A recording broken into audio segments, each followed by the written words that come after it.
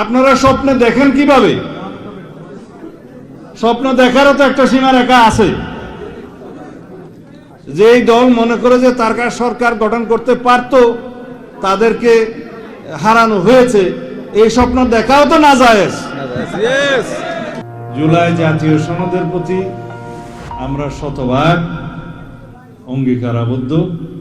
এটা রাজনৈতিক সমঝোতার দলিল, আমরা স্বাক্ষর করেছি। বরং যারা সমালোচনা করছে তারা স্বাক্ষর করেছে এই গত কয়েকদিন আগে নির্বাচনের পর। জাতীয় সনদের প্রত্যেকটি প্রস্তাব যেভাবে স্বাক্ষরিত হয়েছে, নোট অফ ডিসেন্ট সহ, আপনারা সেই কিতাবটি হাতে নিয়ে দেখবেন। ওখানে বলা আছে যারা নোট অফ ডিসেন্ট দিয়েছে যে সমস্ত দফায়, সেই সমস্ত রাজনৈতিক দল যদি নির্বাচনী ইশতেহারে উল্লেখপূর্বক জনগণের ম্যান্ডেট প্রাপ্ত হন, তাহলে তারা সেটা বাস্তবায়ন করতে পারবেন। ইতি মাননীয় প্রধান উপদেষ্টা এবং অন্যান্য উপদেষ্টা যারা এখানে সংস্কার করে জাতীয় ঐকমত্য কমিশনের সদস্য ছিলেন, তাদের মধ্যে পরে কেউ কেউ উপদেষ্টা হয়েছে, তারা সবাই স্বাক্ষর করেছে। রাজনৈতিক দল সমূহের মধ্যে অধিকাংশ স্বাক্ষর করেছে। 4টি দল স্বাক্ষর করতে পারেননি বিভিন্ন কারণে, পরে তাদের মধ্যেও 2-1টি দল স্বাক্ষর করেছে। কিন্তু যারা বেশি সমালোচনা করছে তারা স্বাক্ষর করেন নাই। তারা নির্বাচনের পরে সুবিধা বুঝে তাও একটা নোক্তা লাগিয়ে সই করেছে। কিন্তু জুলাই জাতীয় সনদে নোক্তা লাগানোর কিছু নেই। ওটা যা আছে তা হয় সই করতে হবে, অথবা যদি রিজার্ভেশন থাকে সেটা তাদেরকে বলতে হবে এই কারণে আমরা সই করতে পারলাম না। একদিকে বলবে আমরা স্বাক্ষর করেছি, আরেকদিকে বলবে আমরা স্বাক্ষর করেছি তবে বলেছে যে আমরা ওই ধারাগুলো মানে না। তো অনেক কথা যারা বলে।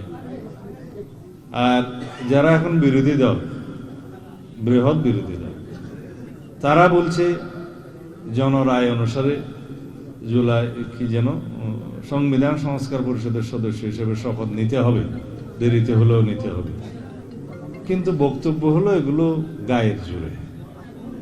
আমরা এই পর্যন্ত সংবিধান মেনেই এই পর্যন্ত এসেছি এবং সংবিধান মেনে চলছি, এবং সামনেও সংবিধান মেনে চলার আকাঙ্ক্ষা।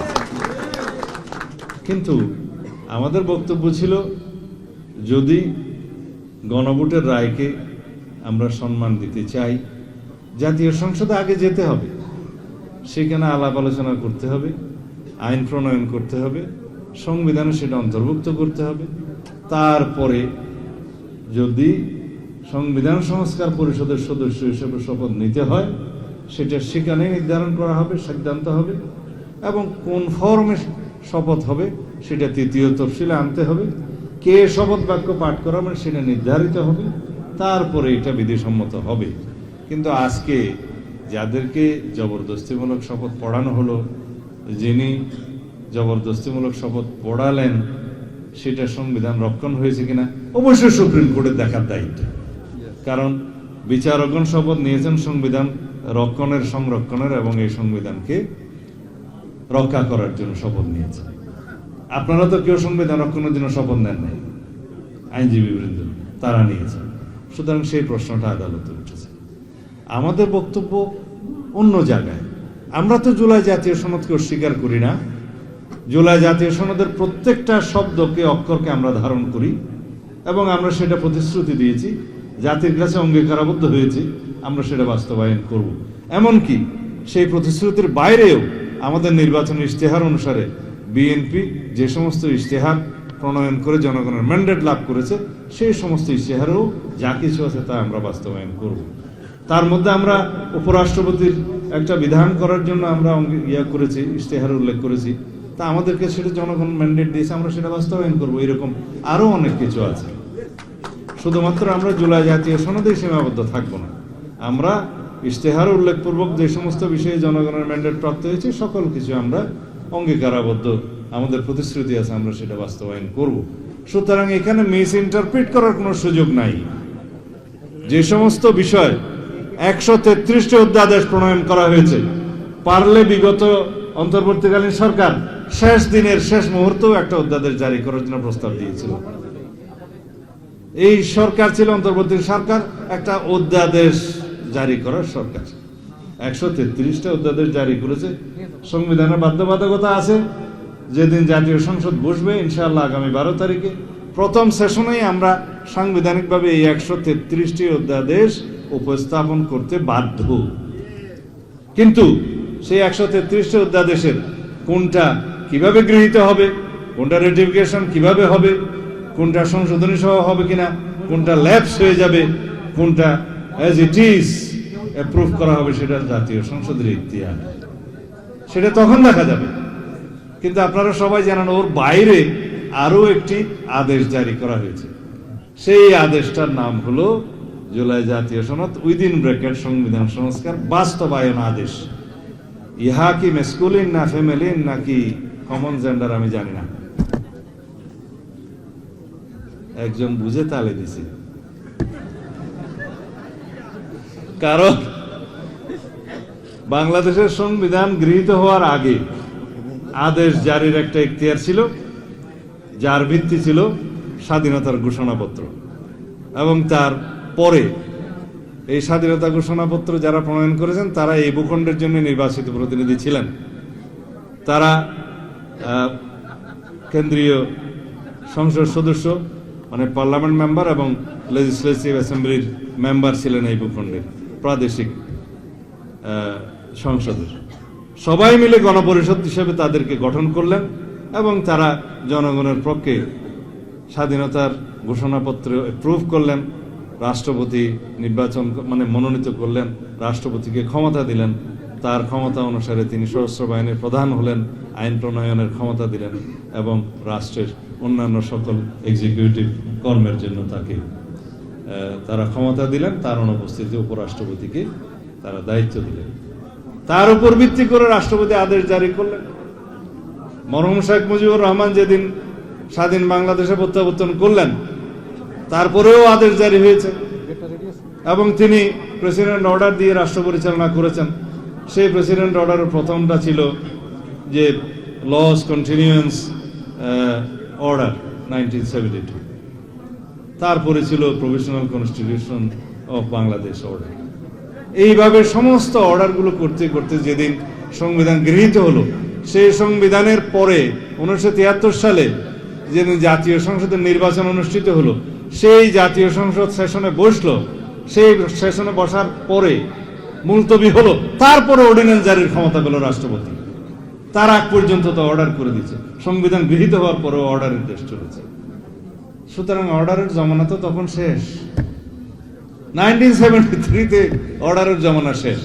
এখন কিভাবে রাষ্ট্রপতি অর্ডার জারি করলেন? আমরা তখন প্রশ্ন তুলেছিলাম। আমি বলেছিলাম আমরা এই সমস্ত আরোপিত ইম্পোস্ট জবরদস্তি কোনো আদেশের বলে সার্বভৌম জাতীয় সংসদের কোনো ক্ষমতা খর্ব হতে দেব না। কারণ জাতীয় সংসদের যে নির্বাচন সেটা সাংবিধানিক নির্বাচন। প্রধান নির্বাচন কমিশনার এবং অন্যান্য নির্বাচন কমিশনারদের নির্বাচন কমিশনের এখতিয়ার হলো দুইটা, একটা রাষ্ট্রপতির নির্বাচন, একটা জাতীয় সংসদের নির্বাচন। সুতরাং সাংবিধানিকভাবে সেই নির্বাচন অনুষ্ঠিত হয়েছে। সেই নির্বাচনে আর্টিকেল 7 অনুসারে যে জনগণের যে রাষ্ট্রের সমস্ত ক্ষমতার মালিক সেই জনগণ সার্বভৌম ক্ষমতা তাদেরকে তাদের ম্যান্ডেটের মাধ্যমে নির্বাচিত করেছে। জাতীয় সংসদ সার্বভৌম, এমপিরা সার্বভৌম নয়, কিন্তু তারা সার্বভৌম প্রতীকের প্রতিনিধি। তাদের ভোটটা কি কোনো আইনের ভোট? এটা তো সাংবিধানিক ভোট। কিন্তু আপনি একটা আইন প্রণয়ন করেছেন, গণভোট অধ্যাদেশ মানি, সেটা আমাদেরই দাবি ছিল। যেহেতু আইনি ভিত্তি চাচ্ছে সব দল জুলাই জাতীয় সনদের, ঠিক আছে, জনগণের সার্বভৌমত্বের একটা সম্মতি নেই, তারা যদি পক্ষে থাকে সেটা সংসদে গৃহীত হবে। সুতরাং এই গণভোটের ভিত্তিতে যে ভোট, গণভোট, সেটা তো আইনের ভোট, সাংবিধানিক ক্ষমতার বাইরে। তো আইনের ভিত্তিতে যে ভোট তার মর্যাদা হচ্ছে সাংবিধানিক ভোটের পরে। সুতরাং আগে সংসদে আসেন, তারপর আইনের ভিত্তিতে যে গণভোটের ম্যান্ডেট হয়েছে সেটার মূল্যায়ন আমরা করব, সম্মান ওখানে করব। কিন্তু ততটুকু যতটুকু রাজনৈতিক সমঝোতার দলিল হিসাবে জুলাই জাতীয় সনদে স্বাক্ষরিত হয়েছে, গৃহীত হয়েছে ঐক্যমতের মধ্যে। কিন্তু জবরদস্তি আপনারা বাহাসে না পেরে, ঐকমত্য কমিশনে জবরদস্তি করতে না পেরে আমাদের উপরে একটা আদেশ জারি করে দিলেন। তথাকথিত সেই আদেশে বললেন, এই আদেশে বলা হচ্ছে 100 সিটের উচ্চকক্ষ হবে, এই আদেশে বলা হচ্ছে সেই উচ্চকক্ষের সংবিধানের সংশোধনে নিয়ে যেতে হবে এবং সেটা ভোটের অনুপাতে হবে। সেই সমঝোতা তো আমাদের হয়নি। জবরদস্তিমূলক মার্শাল্লোর মতো কোনো আইন জারি করে দেবেন, তাও আইন না। বললাম তো স্কুল অ্যান্ড ফ্যামিলির কিছুই না, মাঝামাঝি সেই আদেশের উপর জনগণের উপরে আপনি ভোট দিতে বলবেন। সেই অধ্যাদেশটা আমার পড়তে লাগছে 3.5 ঘন্টা। সেই জনগণ সেটা ভরে গণভোট দিয়েছে কি আপনাদের বিশ্বাস হবে? কিন্তু তারা বলছে জনগণ রায় দিয়েছে, এখন এটা বাস্তবায়ন করতে হবে। ঠিক আছে, সে গণভোটের রায় বাস্তবায়ন কিভাবে করতে হবে সেটা জাতীয় সংসদে বসে আমরা আলাপ করব। তার ভিত্তিতে আমরা সংবিধান সংশোধন করব। এরপরে যদি সবাই সম্মত হয়, গৃহীত হয়, তখন সংবিধান সংস্কার পরিষদের সদস্য হিসাবে আপনারা শপথ নিছেন, যদি অনুমোদিত হয় তখন আমরাও নেব। আর সংবিধান সংশোধন এই সংস্কার পরিষদের সদস্য হিসাবে করলে হবে, আর না হলে কি হবে না? সংবিধান সংশোধন হবে, জাতীয় সংসদের এখতিয়ার, আইন প্রণয়ন হবে জাতীয় সংসদের এখতিয়ার, এবং সেই হিসাবে যদি সংবিধানে সবকিছু যদি ধারণ করা হয় তখন সেটা আমাদের ম্যান্ডেটরি হবে, আমাদের জন্য মান্য করা ফরজ হবে, এবং জনরায় অনুসারে যা কিছুই বাস্তবায়ন সেটা তখন দেখা যাবে। এখন কিছুই নাই বলছে গণ অভ্যুত্থান, এটা অভিপ্রায়, অভিপ্রায়ের অনুবলে এই সরকার হয়েছে, অভিপ্রায়ের অনুবলে এই নির্বাচন হয়েছে, সুতরাং অভিপ্রায়কে ভিত্তি ধরে নাকি সবকিছু যেতে হবে। তো অভিপ্রায় যদি সবকিছু হয়, আর্টিকেল 106 অনুসারে সুপ্রিম কোর্টে আসতে হলো কেন? অভিপ্রায় যদি সবকিছু হয়, আর্টিকেল 106 অনুসারে প্রধান উপদেষ্টা সহ অন্যান্য উপদেষ্টারা শপথ নিলেন কেন? যদি সবকিছু হয় তাহলে পরে আইন প্রণয়ন করে আপনারা ভোট দিতে হলো কেন? যদি বলা হয় সংবিধান অনুসারে 3 মাসের মধ্যে হাসিনা যাওয়ার পরে নির্বাচন হওয়ার কথা, নির্বাচন হইল না কেন? এই না হওয়ার জন্য তো 106 গেছে। সেই এক্সেপশনাল পজিশনের জন্য, ডক্ট্রিন অফ নেসেসিটির জন্য 106 এর কাছে যেতে হয়েছে, সুপ্রিম কোর্টের কাছে যেতে হয়েছে। এখন কেউ কেউ বলে যে 106 অনুসারে সরকার তো গঠিত হয়েছে, কিন্তু সংবিধানের অনেক কিছু, অনেক বিধান নাকি অ্যাব্রোগেটেড হয়েছে। সংবিধানের অনেক বিধান অ্যাব্রোগেটেড হবে জেনেই তো 106 যাওয়া হয়েছে, আর কোনো উপায় না পেয়ে। আদারওয়াইজ দিল্লিতে গিয়ে শেখ হাসিনা দস্তখত নিয়েই তো এই সমস্ত করতে হতো। এখন আমাকে অনেক কথা বলে যে এত ভোট পেয়েছিলাম আমরা, নিয়ে যাওয়া হয়েছে। আপনারা স্বপ্নে দেখেন কিভাবে? স্বপ্ন দেখারও তো একটা সীমারেখা আছে। যে দল মনে করে যে তার সরকার গঠন করতে পারত, তাদেরকে হারানো হয়েছে, এই স্বপ্ন দেখাও তো না যায়। একটা হদ, একটা সীমারেখা থাকে। আমি যাই হোক, গণতন্ত্রের মাঠে অনেকে অনেক কথা বলবে, আমরা এগুলো শুনবো, কারণ এগুলো শোনার জন্যই তো আমরা জীবন দিয়েছি, এগুলো বলার জন্যই তো আমরা গণ অভ্যুত্থান করেছি। সবাই সবকিছু বলবে, সমস্ত বিতর্ক হবে, বাহাস হবে। আসুন ভাই, সব জাতীয় সংসদের ভিতরে ঢুকে যাই, ওখানে সমস্ত বিতর্ক হবে এবং আলাপ আলোচনার মধ্যে দিয়ে যেটা জনগণ চাইবে, যেটা আইনানুগ হবে, যেটা সাংবিধানিক হবে, সেটা আমরা করব।